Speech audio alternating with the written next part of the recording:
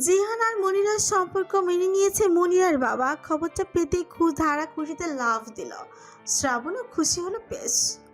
মমিনুর সাহেব বিয়ের অনুষ্ঠান বিশেষভাবে দাওয়াত দিয়েছেন শেখ পরিবারকে। আগামী সপ্তাহে বিয়ে, তাই সামিউল শেখ সিদ্ধান্ত নিলেন যে কাল পরশুর মধ্যে নিজেদের জন্য শপিং করার পাশাপাশি মনিরা আর জিহানের জন্য টুকটাক কিছু কিনে নেবে। শ্রাবণও রাজি হলো। ধারা খুব খুশি। এই প্রথম সে কোনো শহরের বিয়ের অনুষ্ঠান দেখবে। রাতে খাওয়ার জন্য ডাইনিং টেবিলে একত্রিত হলো শেখ পরিবার। বরাবরের মতো আজও ধারা আর সালমা বেগম টেবিলের পাশে দাঁড়িয়ে সার্ভ করতে থাকলেন, আর শ্রাবণ সামিউল শেখ খেতে থাকলো। মনিরার বিয়ের কথাটা উঠতে সালমা বেগম সামিউল শেখকে উদ্দেশ্য করে বলেন, মমিনুর সাহেব শেষমেশ মেনে নিলেন। উনি যে ধাঁচের মানুষ ভেবেছিলাম আর মেনেই নিবে না। যাক, শেষ পর্যন্ত। সামিউল শেখও তাল মিলিয়ে বলেন। সেটাই।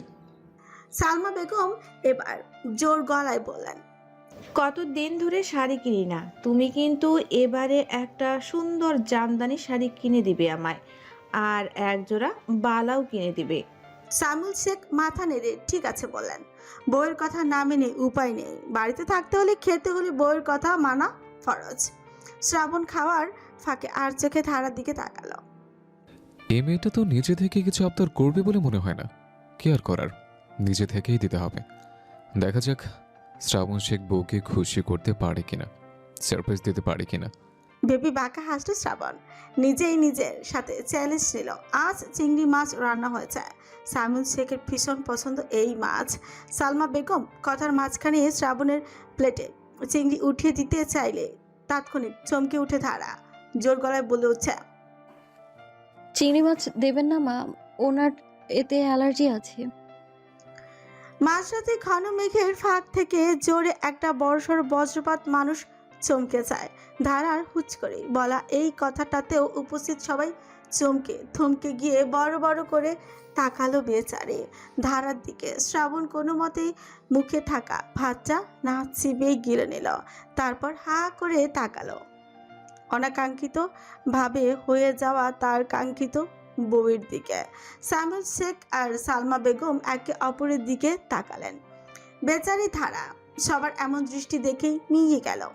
সবার দিকে একবার তাকিয়ে বোঝার চেষ্টা করলো সে কিছু ভুল করেছে কিনা, কিন্তু বুঝতে না পেরে শুকনো চোখ গিলে মিনমিন করে বলল, কি হয়েছে?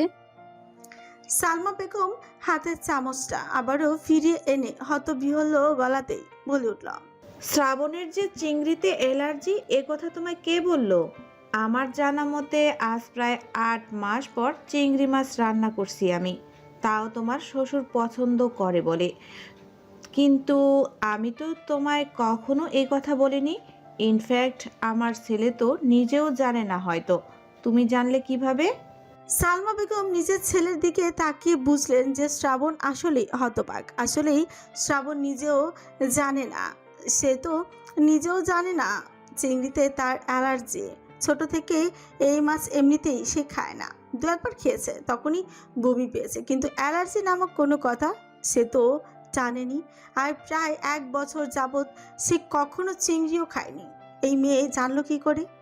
ধারা সালমা বেগমের দিকে তাকিয়ে ঝুঁকিল। সে বুঝলো না যে এই ছোট্ট এইটুকু বিষয়ে সবাই এমন হতভম্ব হলো কেন।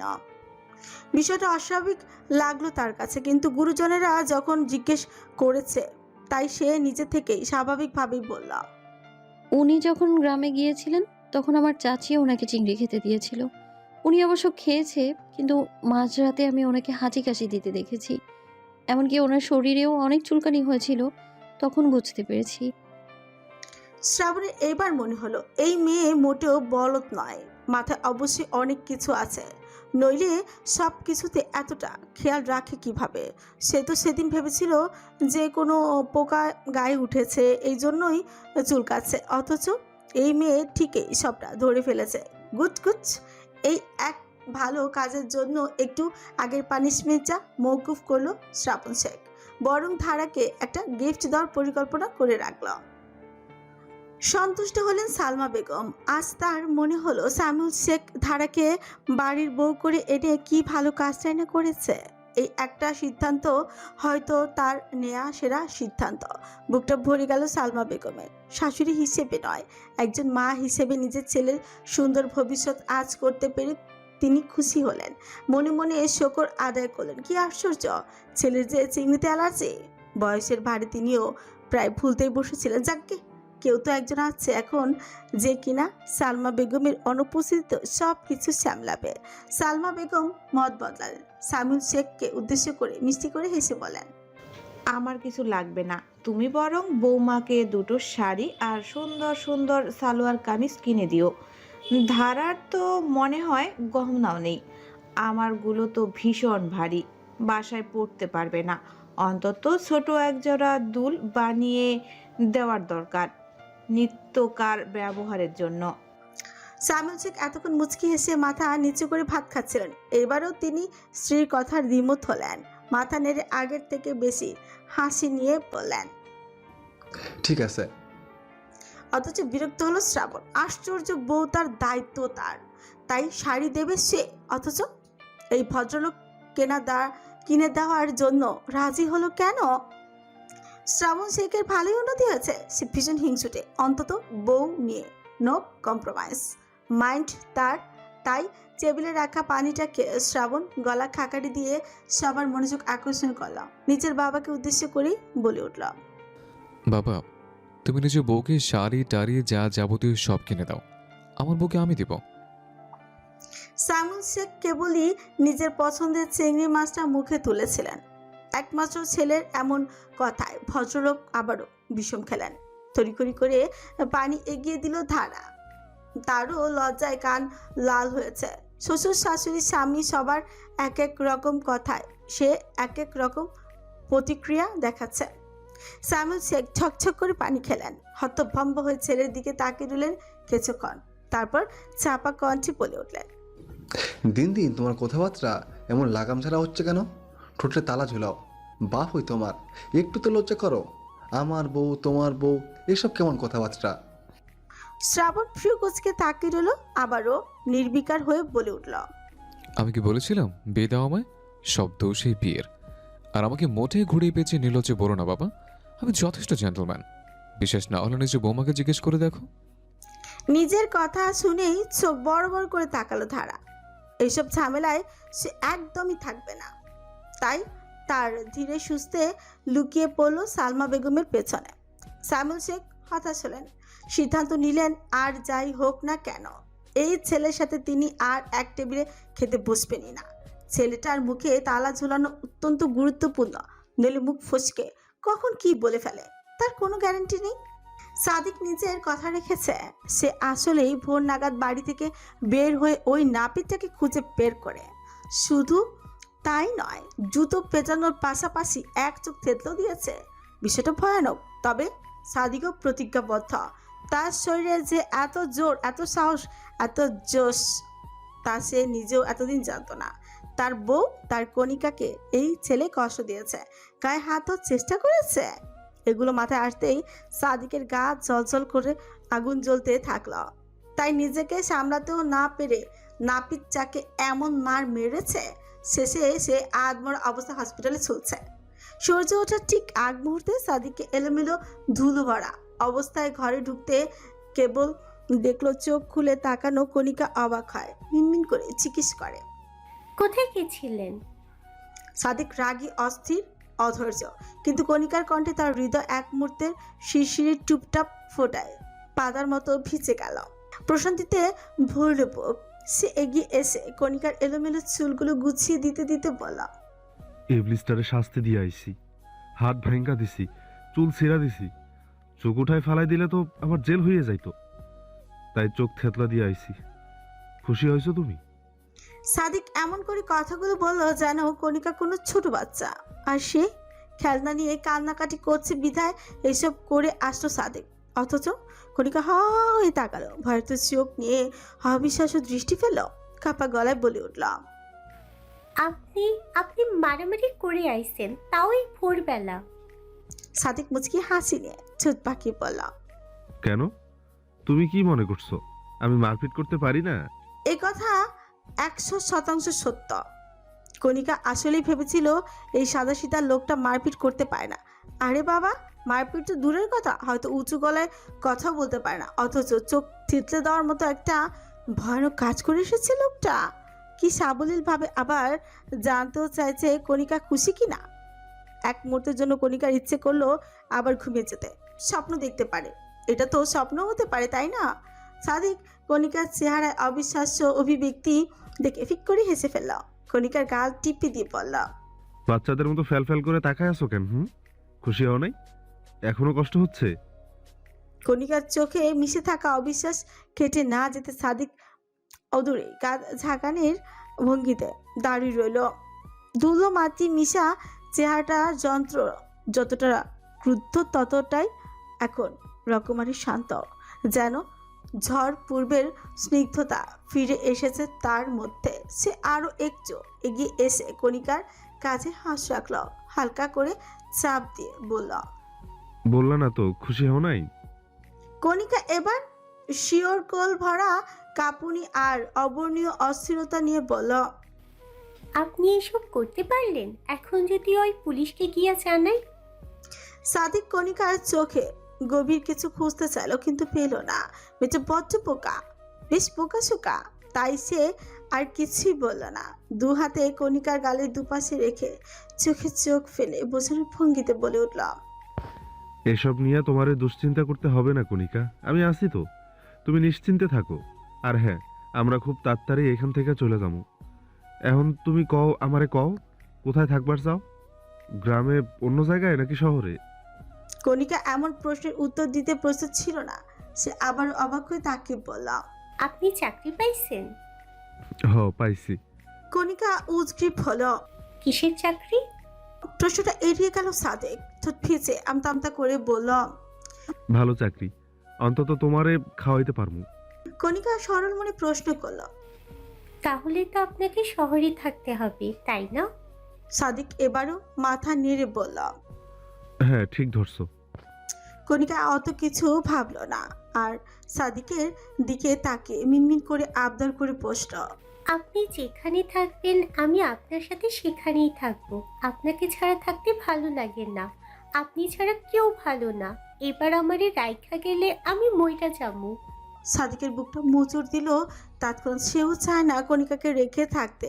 এমন জায়গায় তার প্রাণভোমরাকে রেখে সে কখনোই শহরে থাকবে না, তাই মনে মনে এই জিনিস ভেবেই রেখেছিল সাদেক। কিন্তু কণিকার মুখে এমন কথা শুনে তার কষ্ট হলো। অজানা শিহরণে বুক কাঁপল। মেয়েটা তার উপর কতটা নির্ভরশীল হয়ে গিয়েছে। একদিক দিয়ে সাদিকের ভালো লাগলো, খুশি হলো, কিন্তু আরেক দিক দিয়ে ভাবতে কষ্ট হলো। তবুও সাদিক নিরুপায়। আর যাই হোক না কেন, নিজের সর্বোচ্চটা দিয়ে সাদিক ভালো রাখবে কণিকাকে, এই প্রতিজ্ঞায় সে কবুল বলার মুহূর্তেই নিয়েছিল। সাদিক বসে পড়ল বিছানায়, কণিকাকে নিজের কাছে টেনে এনে বুকে জড়িয়ে ধরল। কণিকার মাথায় হাত বুলিয়ে দিয়ে স্নিগ্ধ চুলের উপর পরম শক্ত চুমু খেলো। কণিকাও কিছুক্ষণ থম মেরে সাদিকের বুকের উপর পড়ে থাকলো। কয়েক সেকেন্ড পর নিজে থেকে সাদিকের শার্ট চেপে ধরলো, বুকের কাছে আরো এগিয়ে গিয়ে চোখ বুঝলো। কি আশ্চর্য, এখন যে আবারও ঘুম পাচ্ছে। সূর্যি মামা উকি দিয়েছে পৃথিবীর জানালায়। শেখ বাড়ির ছাদের ফুল গাছগুলো ঝলমলে রোদ পেয়ে হেসে উঠেছে। সালমা বেগম প্রতিদিনের মতো রান্নাঘরে ব্যস্ত সময় কাটাচ্ছেন। আজ শনিবার, ছুটির আরেকটি দিন হওয়ায় কেউই উঠেনি এখন পর্যন্ত। সালমা বেগম ভেবেছিলেন যে ধারাও বোধহয় ঘুমোচ্ছে, কিন্তু তাকে অবাক করে দিয়ে ছাদ থেকে নেমে চিপচিপ করে নেমে আসলো ধারা। আজ সালোয়ার কামিজ না পরে শাড়ি পরেছে মেজ। রান্নাঘর থেকে উকি মেরে শাড়ি পরিত ধারাকে দেখে আবার অবাক হলেন সালমা। জোর গলায় বলে উঠলেন, কি রে ধারা, আজ আবার শাড়ি কেন পরলি মা? কষ্ট হবে না? গরম হবে আজ। কথা মিথ্যে নয়, আবহাওয়া কোনো ঠিক ঠিকানা নেই। গত রাতে প্রচুর বৃষ্টিতে চারপাশ ঠান্ডা আবহাওয়ায় ছেয়ে গেল। আজ সূর্যের চালচলন দেখে বোঝাই যাচ্ছে যে সারাদিন প্রচুর গরম হবে। তবে ধারা এসব ভাবেনি। সে ধীর পায়ে রান্নাঘরে ঢুকে রুটি বানাতে থাকা সালমা বেগমের পাশে দাঁড়িয়ে বলে উঠল, আমি এখন থেকেই একটু একটু করে শাড়ি পরা শিখে নিই মা। শাড়ি পরতে ভালো লাগে, এখন বেশি গরম লাগলে বদলে নেব। সালমা বেগম মিষ্টি করে হাসলেন। ধারা এবার নিজ থেকে রুটি বানাতে হাত লাগাতে চাইলে বাধা দিলেন সালমা বেগম। থাক থাক, রুটি আমি বানাচ্ছি, তুই বরং সোফাটা একটু ঝেড়ে দে তো, একটু পরে তোর শ্বশুর এসে বসবে। ধারা মাথা নেড়ে সায় জানালো। সালমা বেগম আবারও জিজ্ঞেস করলেন, ভালো কথা, শ্রাবণ উঠেনি, ওকে ডেকে আনতো যা। ধারা এবার অসহায় মুখ করে তাকালো শাশুড়ির দিকে। কি যেন একটা ভেবে মিনমিন করে বলল। আমি ডাকতে পারবো না মা। অবাক হলেন সালমা বেগম। ও মা, সে কি কথা, কেন? দাঁড়া কিছু বলো না, ছোচ কামড়ে মেঝেতে পায়ে নখ খুঁড়তে থাকলো। মাথায় অন্য চিন্তা ঘুরপাক খাচ্ছে। সালমা বেগম আরো কিছু বলতে চাইবেন, তার আগে দরজার কলিং বেল বেজে উঠলো। ধারা আর সালমা বেগম দুজনেই তাকালেন দরজার দিকে। অবাক হলেন সালমা বেগম। এত সকাল সকাল বাড়িতে তো কারো আসার কথা নয়, কে এলো এখন? সালমা বেগম ইশারা করতেই ধারা এগিয়ে গিয়ে দরজা খুলে দিল। ফর্মাল প্যান্টের সাথে একটা ওয়ান পিস টপ টাইপের পোশাক পরে ইয়া বড় ব্যাগ হাতে নিয়ে দাঁড়িয়ে আছে একটা মেয়ে। চুল খোলা, চোখে সানগ্লাস আর চেহারায় কৌতূহল।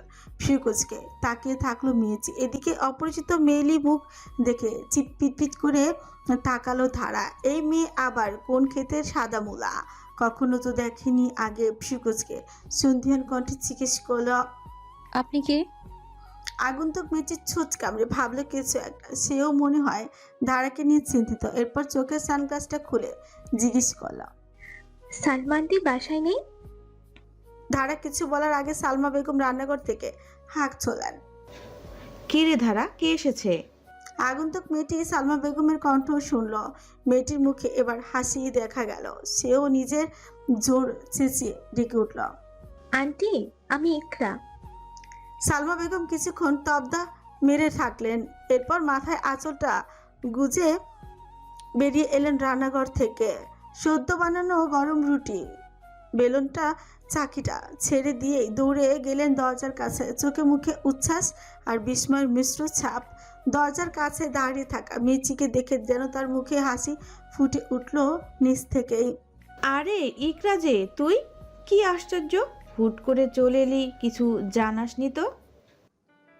বলে এক কদম এগিয়ে গিয়ে জড়িয়ে ধরলেন মেয়েটিকে। ইকরাও হাসি মুখে সালমা বেগমকে শক্ত করে ধরে পড়ল। অভিমান করবো কিন্তু আন্টি, আমি এতবার কল করেছি, আমার কোনো কলই ধরলেন না তুমি। সালমা বেগম হেসে ঘাট চিপে দিলেন। এই বুড়ো বয়সে কাজের ভিড়ে কে আর কাকে ফোন দেয় বল, আমি তো ফোনই দেখি না। আয় আয় ভেতরে আয়। আচ্ছা তুই জানাসনি কেন? ধারা স্থির হয়ে দাঁড়িয়েছিল একপাশে। চোখে ছিল অদ্ভুত বিস্ময়। এই ইকরা নামের মেয়েটি কে? এতদিন তো কখনো নামও শুনিনি, অথচ সালমা বেগম তাকে এমন করে কাছে টেনে নিচ্ছেন যেন বহুদিনের আপনজন। ধারাও চুপচাপ দাঁড়িয়েছিল, চোখে কৌতূহল আর মনের মধ্যে ছোট্ট একটা দ্বিধা। এই মেয়েটির ঠিক কী সম্পর্ক রাখে শেখ পরিবারের সঙ্গে? সালমা বেগমের কথা আর প্রত্যুত্তরে ইকরা মিষ্টি এসে বললাম, actually I wanted to surprise you all, but এসে তো নিজেই সারপ্রাইজ হয়ে গেছি। ইনিকে? ধারার চোখের ইশারা করে সালমা বেগমকে প্রশ্ন ছিল ইকরা। সালমা বেগম আগের থেকে খুশি খুশি চোখ নিয়ে ধারাকে একবার থেকে দেখে নিলেন। তারপর রহস্য রহস্য ভাব নিয়ে বলেন, ও আমার মেয়ে। ধারা হাসলো। ইকরার মুখ কুচকালো। ধ্যাত, তা আবার হয় নাকি? ছোট থেকে ছিলাম এখানে, তোমার মেয়ে থাকলে কি জানাতাম না? বলতে বলতে ঘরে ঢুকলো ইকরা। ধারা দরজা ছিটকিরি লাগালো। সালমা বেগমের পাশে দাঁড়িয়ে বোঝার চেষ্টা করলো ব্যাপারটা। ইকরা এদিকে ঘরে ঢুকতে প্রাণবন্ত ভাবে পড়ল, বাহ, এখনো ঘরটা আগের মতোই। কিচেনের দিক থেকে রুটির গন্ধ আসছে। হা হা, কতদিন তোমার হাতের খাবার খাইনি আন্টি। আচ্ছা, মানে তুমি এখনো নিজের হাতে রান্না করো আন্টি? সালমা বেগম হেসে উত্তর দিলেন, এই হাতের রান্না ছাড়া তো তোর আঙ্কেল মুখে কিছুই তুলে না মা। যতদিন সুস্থ আছি রান্না বান্না করে খাওয়াই। ধারা অবাক দৃষ্টিতে একবার সালমা বেগমের দিকে একবার ইকরার দিকে তাকালো। ওদের এই পুরনো পরিচিত যেন এক রহস্য হয়ে তার সামনে খুলে গেল। সালমা বেগম এবার ধারার দিকে ঘুরে বলেন, ধারা, এ হলো ইকরা। তুই যে আগে শ্রাবণের পাশের ঘরটাতে থাকতি, ওই ঘরটা ইকরারই ছিল। ছোট থেকে থাকতো এখানে, পরে বিদেশে চলে গিয়েছিল। অনেক দিন পর এলো আজ। ধারা কেন যেন জোরপূর্বক হেসে পড়ল। আচ্ছা মা। ইকরা সোফাতে বসে বসে ঘাড় ঘুরিয়ে বাড়িটা পর্যবেক্ষণ করছিল।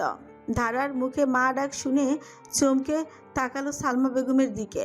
ফিকুচকে জিজ্ঞেস করল, আসলে ইনি তোমার মেয়ে আন্টি? তুমি কি দত্তক নিয়েছো? এ পর্যায়ে হো হো করে হেসে ফেলেন সালমা বেগম। ধারাকে কাছে টেনে থুতনি ধরে আদর করে দিলেন। ইকরার উদ্দেশ্যে ভাব নিয়ে বলেন, অবশ্যই আমার মেয়ে, কিন্তু অন্যভাবে বলা যায় শ্রাবণের বউও।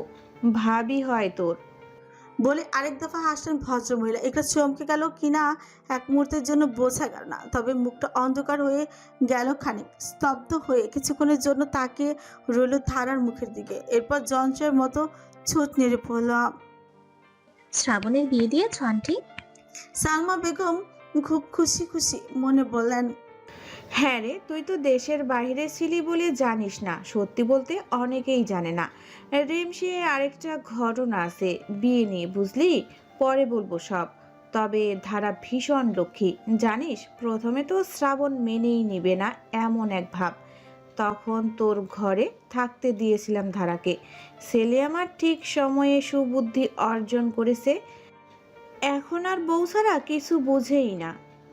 বলে আবারও হাসলেন সালমা বেগম। ধারা ঠোঁট চেপে আবারও জোরপূর্বক হাসল, কিন্তু তারও মেলি চোখ ইকরাকে পর্যবেক্ষণ করছে। মেয়েটা এতক্ষণ এতটা প্রাণবন্ত ছিল, এখন এত মিলিয়ে গেল কেন? সে কি কোনোভাবে শ্রাবণের বিয়ের কথা শুনে হতাশ হয়েছে? ধারার ভাবনা এখানেই আটকালো, আর কিছু ভাবতে মন চাইল না। এদিকে ইকরা বেশ কিছুক্ষণ চুপ রইল। এরপর ধারার দিকে তাকে জোরপূর্বক হেসে কোনো মতে বলে উঠল, ভীষণ মিষ্টি মেয়ে তুমি। শ্রাবণকে সুখী রেখো। ধারাও জোরপূর্বক হাসলো, তবে দুজনের দৃষ্টি এক অন্যতে কিছুক্ষণের জন্য স্থির রইল। বোঝা গেল না দ্বন্দ্বের কিনা, তবে কিছু একটা টের পাওয়া গেল। ধারার চোখে একটা সন্দেহ আর ইকটার চোখে অন্য কিছু। ব্যাপারটা বোঝার মতো হলো না, তবে হ্যাঁ, যেমন জল আর তেল কখনো এক হতে পারে না, তেমনই মোম আর আগুনও একসাথে রাখতে হয় না। কথায় আছে না, বাঙালি মেয়েরা শাড়িতেই সুন্দরী। নারী অতি যত্নের বস্তু হলো শাড়ি। তাই শাড়ি পরিহিত একটি বাঙালি নারী সৌন্দর্য অবর্ণীয় হয়ে ওঠে সবসময়, অন্যরকম তৃপ্তি ছড়ায় চারিপাশে।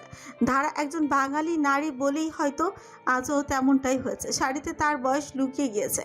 ফলস্বরূপ সবে 17তে পেরিয়ে 18-র কাছাকাছি যাওয়া ধারার বয়স আন্দাজ করে উঠতেই পারেনি ইকরা। সরল মুখটা দেখে বাচ্চা বাচ্চা মনে হলো। শাড়িতে ধারাকে পরিপূর্ণ নারী লেগেছে তার। এই কারণে সালমা বেগমের মুখে ধারার সাথে বিয়ের পুরো কাহিনী শুনেই তবদা খেয়েছিল ইকরা। সেই সময় কথোপকথন শেষ করে ধারা শ্রাবণকে ডেকে তুলতে ঘরে গিয়েছে, আর ইকরা মুখ কালো করে সালমা বেগমের সাথে রান্নাঘরে ঢুকেছে। সালমা বেগমের মুখ থেকে তো হাসি সরছেই না। ধারাকে নিয়ে দুনিয়ার সকল কথা শোনাচ্ছে ইকরাকে, প্রশংসার কোনো কমতি নেই। ইকরা কথায় কথায় শুধু হ্যাঁ হুঁ করছে। এদিকে ঘরে শ্রাবণকে ডাকার উদ্দেশ্যে আসলেই দরজায় ছিটকিনি দিয়ে ঠেস দিয়ে কিছুক্ষণ দাঁড়িয়ে থাকে ধারা। হ্যাঁ, সে ছোট বয়সে, হয়তো একটু কম বয়সে, কিন্তু ম্যাচুরিটি তার মাঝেও এসেছে। এইটুকু হলেও এসেছে, একটু হলেও এসেছে। ইকরা শ্রাবণের পাশের ঘরটাতেই থাকতো। কেন? কে সে? কিসের সম্পর্কের ভিত্তিতে ছোট থেকে এখানে থাকতো, এখন আবার ফিরে আসলো কেন? আর বিয়ের কথা শুনতে মুখ গুমরা করলো কেন? ধারা রীতিমতো আকাশ পাতাল ভাবনা শুরু করেছে। সে এতটাই অন্যমনস্ক ছিল যে বিছানা থেকে ইতিমধ্যে ফাঁকা ঘরের মালিক যে উঠে পড়েছে সে তো খেয়ালই করেনি। শ্রাবণ ঘুম থেকে উঠে পাশে ধারাকে না দেখে প্রতিদিনের মতো কুচকেছে। মেয়েটাকে জবরদস্ত একটা শাস্তি দেওয়ার মনোভাব নিয়ে হেলে দুলে ফ্রেশ হতে ওয়াশরুমে গিয়েছে।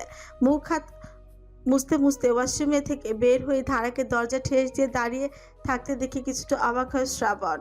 সর্বপ্রথম থমকে যায় শাড়ি পরিহিত মির্জাকে দেখে। পিচ্ছিটা আবার শাড়ি পরেছে। এক মুহূর্তের জন্য চোখ স্থির হয় শ্রাবণের। মনে মনে মুগ্ধ হয়ে একটু আগে ধারাকে পানিশমেন্ট দেওয়ার সিদ্ধান্তটা বাতিল করে ফেলে সহসাই। না, এই রমণীকে শাস্তি দেওয়াটা অন্যায়, বহু অন্যায়।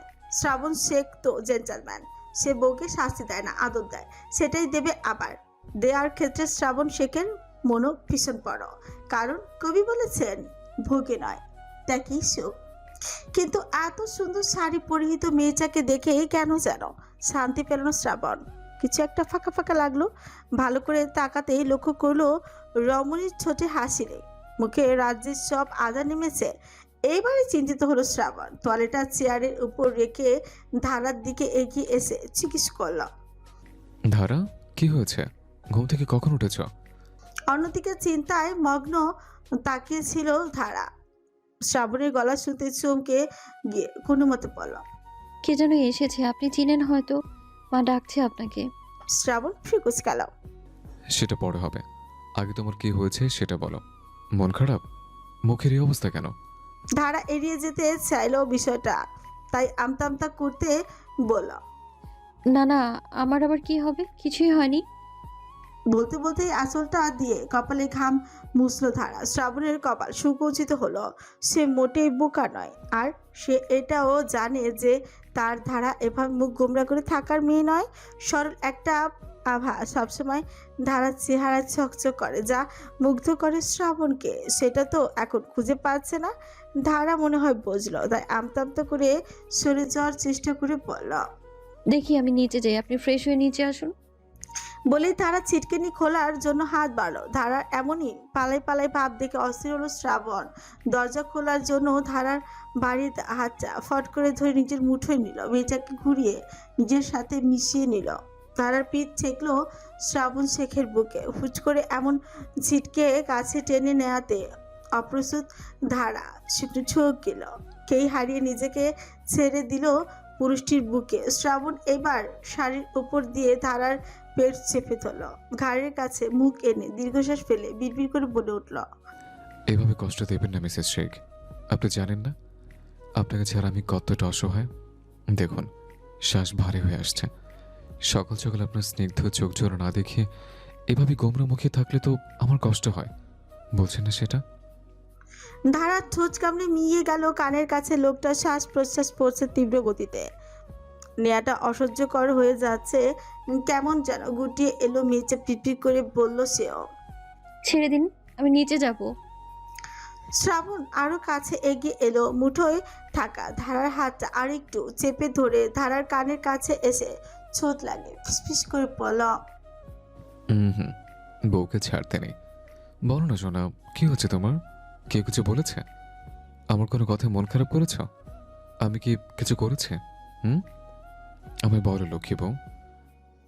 ধারার কেন যেন কান্না পাচ্ছে। কি আশ্চর্য, কান্না পাওয়ার মতো কোনো ঘটনা হয়নি, কিন্তু ধারার মন খুব লাগছে, ভালো লাগছে না তার। তাই নিজেকে কোনো মতে সামলে এবারে ধারা মিনমিন করে বলে উঠল। কিচ্ছু হয়নি আমার, আপনি প্লিজ তাড়াতাড়ি নিচে যান। ইকরা নামের একটা মেয়ে এসেছে, আপনাদের কেউ হবে, আমি তো চিনি না। তার সাথে দেখা করার জন্য মা আপনাকে ডাকছে।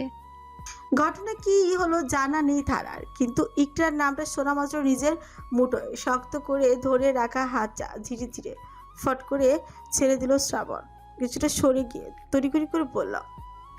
ইকরা কখন এসছে? যন্ত্রের মতো জবাব দিল ধারা। একটু আগে। এত সকালে? শ্রাবণ বোঝার ভঙ্গিতে মাথা নাড়লো। মেয়েটা বোধহয় এয়ারপোর্ট থেকে ডিরেক্ট এখানে এসেছে। শ্রাবণ এতক্ষণ কিছু না বুঝলেও এবার মনে হয় কিছু একটা বুঝতে পারলো। ফট করে ধারার দিকে তাকে একটা বিস্ময় নিয়ে জিজ্ঞেস করে বসল। ইকরা কি তোমার সাথে খারাপ ব্যবহার করেছে?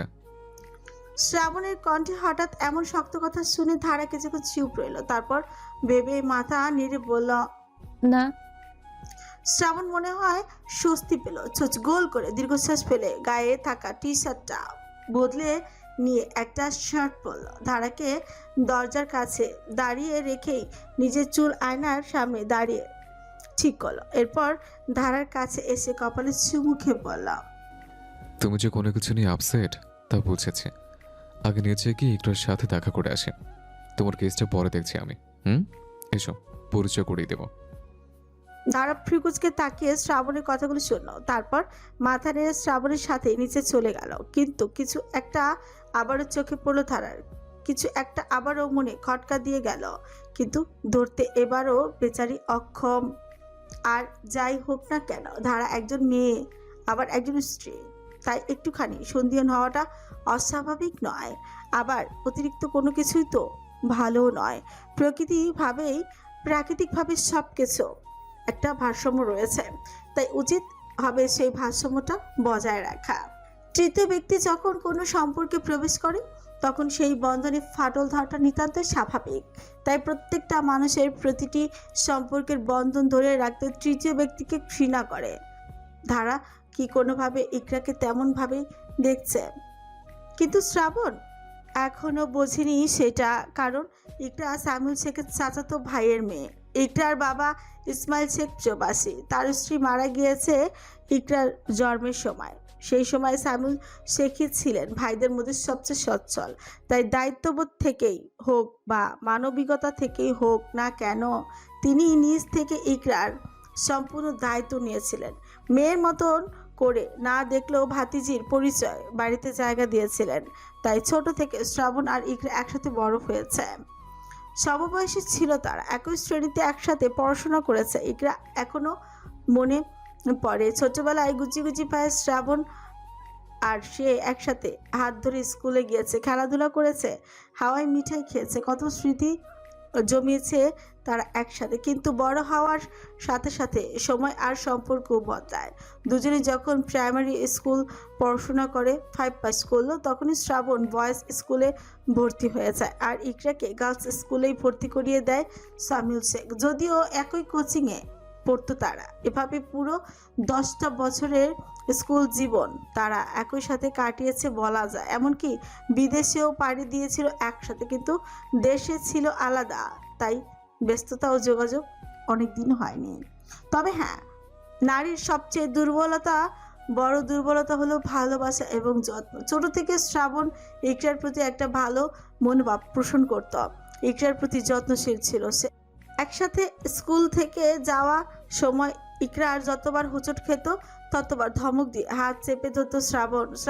শ্রাবণ হয়তো বোনের চোখে দেখেছে ইকরাকে, প্রথম থেকে দেখেছে, কিন্তু ওই যে ইকরার ক্ষেত্রে মেলি সূত্রটা খেটে গেছে, যত্নে গলে গিয়ে অসময় মন দিয়ে বসেছিল শ্রাবণকে। মনটা যখন একটু একটু করে বড় হতে থাকলো, ক্লাস 8-এর দিকে ইকরার শ্রাবণকে পছন্দই করে ফেলে। মনে মনে যে কত কিছু ভেবেছে শ্রাবণকে নিয়ে, কল্পনার জগতে যে কত আঁকিবুকি করেছে তা তো আর কেউ জানে না। ইকরা ভেবেছিল, এমনকি এই বাড়িতে পা রাখার আগ মুহূর্ত পর্যন্ত ভেবেছিল যে শ্রাবণও হয়তো তার প্রতি দুর্বল, হয়তো কোনো একদিন নিশ্চয়ই মনের কথা বলবে, একে অপরকে কনফারেন্স করবে। কিন্তু ধারণা কি ভুল? সে কি তাহলে মরিচিকার পেছনে ছুটেছে? এসব ভাবনা মত্ত থাকা ইকরা টনক নড়ল শ্রাবণের কঞ্চে। সিঁড়ি দিয়ে ধারার হাত ধরে নামছে শ্রাবণ, সাথে ধারার দিকে তাকিয়ে কিছু একটা বলছে। ইকরার বুকে মুচড় দিল। সেও তো ওইভাবে শ্রাবণের হাত ধরে চলার স্বপ্ন দেখেছিল। স্বপ্নটা বাস্তবে হতে পারলে কি খুব খারাপ হতো? এতদিন পর শ্রাবণকে দেখে বুক জোড়ালেও মনের শান্তি মিলল না ইকরার। কোনো মতে চোখ গেলে মিষ্টি হাসি ঠোঁটে ঝুলিয়ে নিল সে। শ্রাবণ ধারাকে সাথে নিয়ে এগিয়ে আসছে ইকরার দেখে হাসল শ্রাবণ। এসে ইকরার মাথা একটা গাঁচা মেরে বলল, কি রে মিকি মাউস, কি অবস্থা? ম্যাম সাহেব হয়ে গেছিস দেখছে। সালমা বেগম হো হো করে হাসলেন। ছোট্ট থেকে শ্রাবণ ইকরাকে মিকি মাউস বলে ডাকলো। ইকরাও হেসে ফেলে এতদিন পর চিরচেনা ডাকটা শুনে ভাব নিয়ে বলল, মেম সাহেব তো হতেই হবে, নইলে বিদেশি সাদা বেড়া পটাবো কেমনে? ব্রিটিশ দুলাভাই চাস না? শ্রাবণ বোঝার ভঙ্গিতে মাথা নেড়ে বলল। তাও ঠিক, অবশ্যই চাই। এরপর ধারার দিকে ইশারা করে আরেকটু ভাব নিয়ে বলল, যাকে ওকে দেখেছিস? আমার বউ সুন্দর না? ধারা চমকে গেল। হুট করে কেউ এভাবে বলে? ইকরার হাসি অল্প একটু কমলো, তবুও ঠোঁটের ব্যাসার্ধ ঠিক রেখে শুকনো চোখ গেলে কোনো মতে বলল, হ্যাঁ দেখেছি, খুব সুন্দর। এরপরে খানিক ছোট বাকি বলল, শয়তান বেডা, আমাকে না বলে ফট করে বিয়ে করে নিলি। একটা রোস্টও খেতে পারলাম না, তোর বিয়েতে চিকনি চামেলি ডান্সটাও দিতে পারলাম না। এমন বেইমানি না করলেও পারতি শ্রাবণ, অভিশাপ দিলাম, জীবনে ডিভোর্স পাবি না। শ্রাবণ ধারার দিকে তাকিয়ে হাসলো। সালমা বেগম এবার হতাশ করে বলে উঠলেন, তার বলতে আর বলিস না ইকরা, রোস্ট খাওয়া তো দূরের কথা, ওর বিয়ের কোনো অনুষ্ঠানই করা হয়নি, কোনো আত্মীয় আসেনি। এভাবে ফট করে বিয়ে করলে কি কিছু হয়? ধারা এবার মলিন হাসলো, একবার শ্রাবণের দিকে তাকালো তো আরেকবার ইকটার দিকে তাকালো। এতটা খোলামেলা সাবলীল আলোচনা দেখে ধারার মনটা একটু স্বস্তি পেল। নিজেকে মনে মনে ভুল ভেবে শাসালো, কেন যেন উঁচু পাতা চিন্তা ভাবনা করে সে। শ্রাবণ এবার ধারাকে বলল, ইকরার সাথে ছোট থেকে ছিলাম, বুঝলে? ও আমার প্রবাসী চাচুটার মেয়ে, আমার পাশের ঘরটায় থাকতো। ভীষণ বাজে মেয়ে ছিল, ছোটবেলায় তোমার মতো অস্থির ছিল, বারবার হোঁচট খেয়ে মুখ থুবড়ে পড়তো। কতবার যে মরতে মরতে বেঁচেছে। বলি হাসি আটকাতে পারল না শ্রাবণ। ধারাও শ্রাবণের থেকে চোখ সরিয়ে ইকরার দিকে তাকিয়ে হাসলো, সাবলীল ভাবেই হাসলো, কথা বলল না। ইকরা এবার শ্রাবণকে ধাক্কা দিয়ে বলল, ফাইজলামো করবি না শ্রাবণ, তোর বউয়ের সামনে অপমান করছিস। সুন্দরী বউ পেয়ে অহংকার বেড়েছে না? শ্রাবণ মাথা নেড়ে সিরিয়াস ভঙ্গিতে বলল। হ্যাঁ অবশ্যই, সুন্দর বউ থাকলে একটু অহংকার তো থাকবেই। সালমা বেগম শেষ রুটিটা প্লেটে তোলেন আর দু হাত তুলে বললেন, থাম তো তোরা, কি শুরু করলে? অভ্যাস আর বদলালো না তোদের। ছোট থেকে যেমন চুলোচুলি করতি, এখনো তাই করছিস? যা তো, সর এখান থেকে। তারপর ধারাকে বললেন, ধারা, আয় তো মা, প্লেটগুলো টেবিলে একটু সাজিয়ে দে। ধারা মাথা নেড়ে এগিয়ে আসতে চাইলে ইকরা ধারার হাত খপ করে ধরে ফেলে। ধারা ফুসকুচকে নিজের হাতের দিকে তাকিয়ে ইকরার মুখের দিকে তাকায়। এক মুহূর্তের জন্য থমকালো ইকরা, ঠোঁটে মিষ্টি হাসি ছুড়িয়ে সালমা বেগমের দিকে চেয়ে বলল, আমি আছি তো আন্টি, কতদিন ধরে তোমায় কাজে হেল্প করি না? আজ বরং আমি করি। ধারা তো সবসময়ই করবে, তাই না ধারা? কি বলো? ধারা চোখ সরু করে তাকিয়ে থাকলো কিছুক্ষণ। দুজনের দৃষ্টি এক হলো আবারও। ইকটার ঠোঁটে মিষ্টি হাসিটা এবার কেন যেন কৃত্রিম মনে হলো ধারার কাছে। তবু ছুঁচ কামড়ে মাথা ছাকিয়ে বলল, সেটাই, সব সময় তো আমিই করব, সারা জীবন তো আমাকেই করতে হবে, একদিন না করলে কিছু হবে না। ইকটার হাসিটা এবার দপ করে নিভে গেল। ধারা এবারে বাঁকা ঠোঁটে মিষ্টি হাসল। শ্রাবণ খানিক দূরে থাকায় শুনতে পেল না কারো কথা, কিন্তু এদিকে ধারার কথাটা সালমা বেগম শুনেছে। অবাক হয়ে তাকিয়ে হচ্ছে বচে, মেয়েটা এত গম্ভীর কণ্ঠে কথা বলা শিখলো কবে? ধারার দিকে তাকিয়েছিল সালমা বেগম। ধারা এবার ছিটকে নিজের হাত ছাড়িয়ে নেয় ইকরার কাছ থেকে। সালমা বেগমের দিকে তাকিয়ে বলে ওঠে, আমি বাবাকে ঘুম থেকে তুলে দিতে চাচ্ছি মা, বেশি বেলা করলে আবার শেষে শরীর খারাপ করে বাবার। বলে আবারও ইকরার দিকে তাকালো ধারা। ইকরা এতক্ষণ একটা আত্মবিশ্বাসী মনোভাব ধরে রাখলেও ধারাকে এবারে অন্য চোখে দেখলো, মুখ গম্ভীর করে রেখেই তাকিয়ে রইল। ধারা আগের থেকেও মিষ্টি করে হেসে ইকরাকে বলল, টেবিলে খাবার সাজানোর আগে একটু ফ্রেশ হয়ে নিলে ভালো হয় ইকরা আপু, হাত মুখ ধুয়ে আসুন, আমি টাওয়াল রেখে যাচ্ছি। কথা শেষ হতে ধারা আর কারোর দিকে তাকালো না, সোজা রান্নাঘর থেকে বেরিয়ে এলো। এরপর ঘাড় ঘুরিয়ে শ্রাবণের দিকে তাকে জোর গলায় বলে উঠল, আপনি আগে ঘরে গিয়ে টি শার্টটা চেঞ্জ করে আসুন, তারপর খেতে বসবেন। শ্রাবণ অবাক হলো। টি শার্ট তো সে মাসে বদলেছে, এই শার্টে কি সমস্যা? আবার চেঞ্জ করবে কেন? জিজ্ঞেস করতেই চাইলো সে, কিন্তু তার আগেই ধারা ধূপধাপ করে সিঁড়ি বেয়ে সামিউল শেখের ঘরের দিকে চলে গেল। শ্রাবণ ফ্রিকুচি কিছুক্ষণ তাকে রইল। এরপর ঠোঁট কামড়ে কিছু একটা ভেবে ইকরার দিকে তাকালো। ইকরার পরনে নীল রঙের টপস থেকে নিজের দিকে তাকালো। কি আশ্চর্যের অবস্থা! ধারা কি শ্রাবণ আর ইকরার পরনে একই রঙের পোশাক দেখে হিংসায় জ্বলে ছাই হলো? শ্রাবণ প্রথমে ভাবলো তার সরল বউকে দিয়ে জেলাসি সম্ভব না, কিন্তু এর আগেও তো এমন হয়েছে, এবারেও কি বউ রেগে গেল? শিট! শ্রাবণ ভয় পেয়ে গেল। বউয়ের কথা মতো সুরসুর করে ইকরাকে বিদায় জানিয়ে ঘরে ছুটল। যত দ্রুত সম্ভব সাদা রঙের টি শার্ট পরে বউয়ের রাগ ভাঙাতে হবে। অফিস থেকে অনন্তকালের জন্য ছুটি দেওয়া হয়েছে মনিরাকে। কথাটা শুনতে অদ্ভুত মনে হলেও সত্যি, কারণ জিহান শ্রাবণকে হুমকি দিয়েছে তার হবু বউকে ছুটি না দিলে সে আর বন্ধুত্বই রাখবে না। তবে এদিকে জিহান পড়েছে আরেক মহাবিপদে। তার হিটলার শ্বশুর শর্ত ঠুকে দিয়েছে যে বিয়ের আগে জিহান আর কোনোভাবেই মনিরার সাথে দেখা করতে পারবে না। জিহান মেনে নিয়েছে বাধ্য হয়ে। তবে ফোন আছে কি কারণে? হ্যাঁ, ফোনে সৎ ব্যবহার করতে সক্ষম তারা। দিন রাত এক করে মুনিরার সাথে ভিডিও অথবা অডিও কলে যুক্ত জিহান। আজব প্রতিদিনের মতো বিছানার শীর্ষে জিহানের সাথে প্রেমালাপ জুড়ে দিয়েছে মনিরা। একের পর এক বিষয় নিয়ে আলাপ করছে। বিয়েতে কিন্তু কি পড়বে, কি করবে, হানিমুনে কোথায় যাবে, এমনকি কত বছর পরে বাচ্চা পয়দা করবে সেই পর্যন্ত ভেবে নিয়েছে তারা। একই বলে গাছে কাঁঠাল গোফে তেল। কথার এক পর্যায়ে ফোনটা নিয়ে পুরোপুরি শুয়ে পড়ল মনিরা। ভিডিও কলে থাকা জিহানের দিকে তাকিয়ে বললাম, দেশে এখনো ঘোরা শেষ করতে পারিনি। আমরা হানিমুনটা দেশেই কোনো এক ভালো জায়গায় করি, কি বলো? সুকুচকাল জিহান। সেও বিছানায় উপর হয়ে শুয়ে আছে। হবু বউয়ের মুখে এমন কথা শুনে হতবাক হলো। তুমি এত ছোট লোকে কথাবার্তা বলবে না মনিরা। তোমার বাপের কাছ থেকে 1010 টাকা নিয়ে চলো সাজেক থেকে ঘুরে আসি।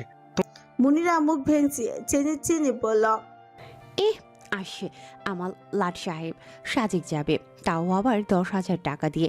খুব ভালো, বসে বসে স্বপ্ন দেখো তুমি। ভাওতাবাজি করার জায়গা পাও না, তাই না? জিহান ঠোঁট ঝাঁকি বলল। তোমার বাপের কাছ থেকে ভাওতাবাজি শেখা। চোখ গরম করে তাকালো মনিরা, তরজরি তুলে বলল, খবরদার জিহান, আমার বাপকে নিয়ে একটা বাজে কথা বলবে না। গাছের সাথে উল্টো করে ঝুলিয়ে রাখবো। জিহান পাত্তা দিল না। সে কিছু একটা ভেবে ফট করে বলল, আচ্ছা শোনো না, আমি অন্য একটা কথা ভাবছিলাম। কি? হারামজাদা শ্রাবণের বিয়ে তো 40-এর অনুষ্ঠানের থেকে কম ছিল না। ওটা বিয়ে কম মরা বাড়ি লাগছিল বেশি। আমি ভাবছিলাম এই ফাঁকে যদি শ্রাবণেরও আরেকবার বিয়ে হয়ে যায় ভালোই হয়। আঙ্কেলকে একবার বলবো নাকি? মনিরা কিছুক্ষণের জন্য তবদা খেলো, এরপর হা করে তাকিয়ে বলল, এক বউ থাকতে শ্রাবণ ভাই আবার বিয়ে করতে যাবে কেন? পাগল নাকি? বেচারি ধারা মেয়েটার সংসার ভাঙতে চাও তুমি? জিহান চোখ সরু করে তাকালো। মনিরা তুমি কি ছোটবেলায় হরলিক্স কম খেয়েছিলে? মুখ কুচকে জবাব দিল, মোটেই না, অনেক খেয়েছি। তো ব্রেনের এত বাজে অবস্থা কেন? বিটিভির মতো ঝিরঝির করছে। রিপেয়ারিং হয়নি, মেবি ড্যামেজ হয়ে গেছে। মনিরা চোখ রাঙালো। জিহান ইশারায় শান্ত হতে বলল, আরে বলদি বেটি, বউ চেঞ্জ হবে এটা একবার বলছি নাকি? জাস্ট বিয়েটা আরেকবার হবে, স্বাভাবিকভাবে বিয়ে আর কি। আগেটা তো কট খাওয়া টাইপ বিয়ে ছিল। মনিরা এবারে বুঝলো, সজোরে মাথা ঝাঁকিয়ে বিষয়টা আমলে নিল, কিন্তু হতাশ হয়ে বলল, আমার মনে হয় না শ্রাবণ ভাইয়ের ফ্যামিলি রাজি হবে। ওসব বাদ দাও, ওনাদের বিষয়ে কথা না বলাই ভালো। জিহানও এবার ভাবলো, আসলেই না বলা ভালো। ওনারা কি করবেন সেটা একান্তই ব্যক্তিগত ব্যাপার। এখানে এভাবে কথা বলাটা, এমন প্রস্তাব দেওয়াটা ভালো দেখায় না, বুঝলো জিহান। তাই মেনে নিল মনিরার কথাখানা। স্যামুয়েল শেখকে ঘুম থেকে তুলে দিয়ে আর নিচে গেল না ধারা।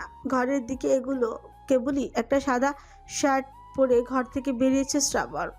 দরজা পেরোতেও পারেনি। এরই মধ্যে ঝড়ের গতিতে ঘরে ঢুকতে চাইলো তারা, কিন্তু শ্রাবণকে দেখতে পায়নি। তাই অসাবধানতার কারণে দুজনেই একে অপরের সাথে সজোরে ধাক্কা খায়।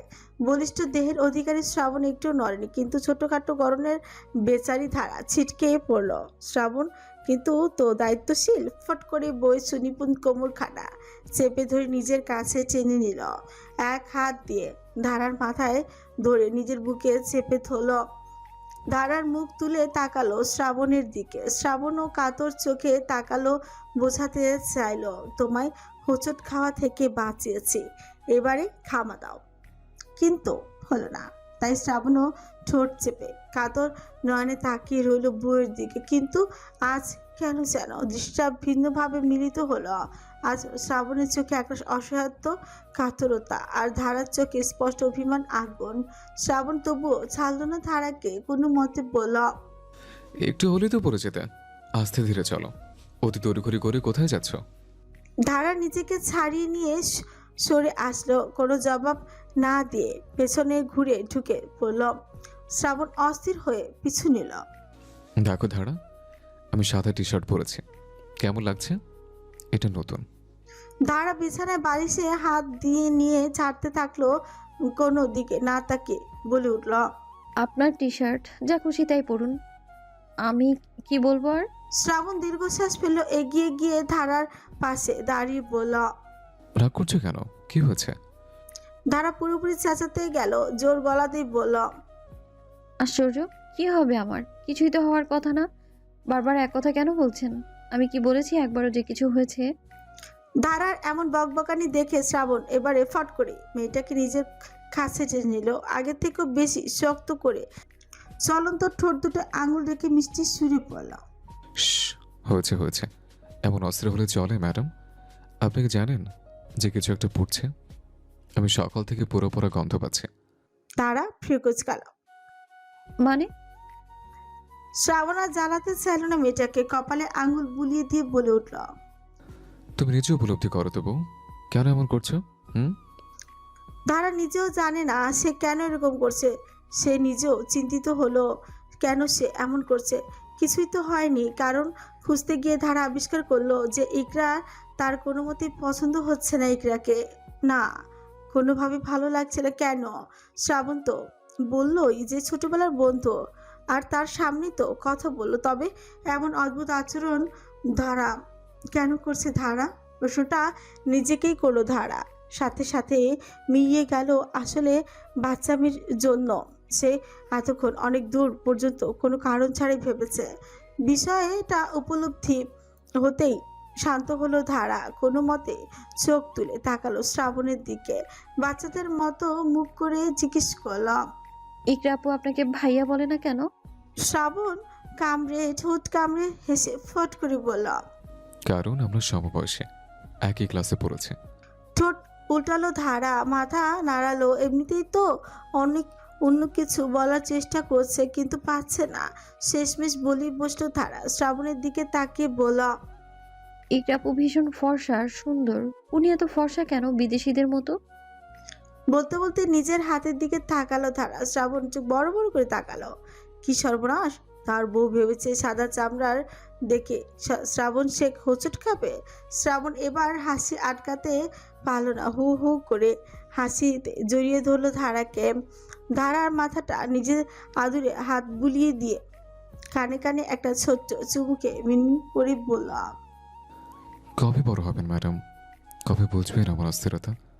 কবে উপলব্ধি করবেন যে আপনি ছাড়া আমি একদম নিঃস্ব? হে, আপনি আমায় জাদু করে বশ করেছেন। এখন যে বিশ্বের সৌন্দর্যকেও আপনার কাছে তুচ্ছ মনে হয়, দোষ তো আপনারই। নিজের চোখের মায়ায় আমায় আবদ্ধ করে বেঁধে ফেলেছ। এখন যে শিকল ছেঁড়া সম্ভব না।